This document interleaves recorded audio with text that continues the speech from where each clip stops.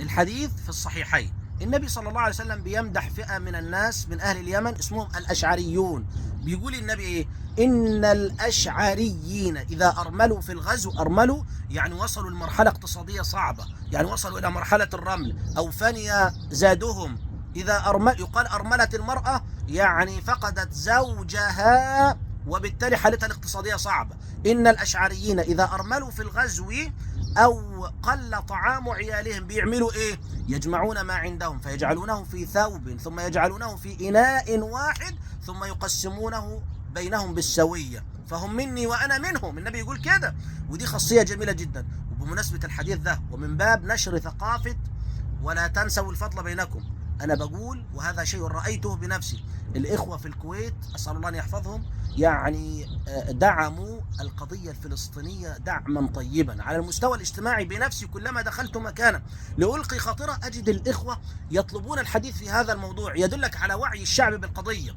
على المستوى الاقتصادي أجمل من فعل قضية المقاطعة كان الإخوة في الكويت، والدعم الطيب لإخوانهم في فلسطين هذا واضح. كذلك على المستوى السياسي تجد يعني البرلمان شرع بعض الأمور أو خرج بتصريحات جميلة جدا، وكذلك الكلمة المسؤول في الأمم المتحدة كلمة تدرس الذي مثل الكويت.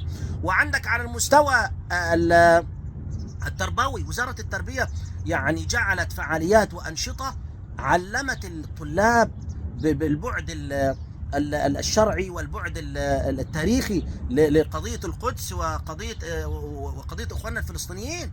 كذلك يا أخي الإخوة في وزارة الأوقاف جعلت هناك عدد من الخطب كنا نتكلم بأريحية جميلة جدا لدعم إخواننا في فلسطين، عدد من الخطب يعني نصرة لإخواننا، والإعلام وكل هذه الوزارات تكاتفت.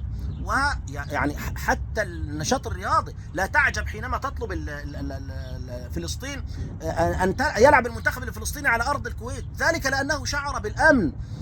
وأنا كنت أسأل وغيري حينما اعتدي على أرض الكويت، يعني حررت الكويت بفضل الله عز وجل في فترة وجيزة.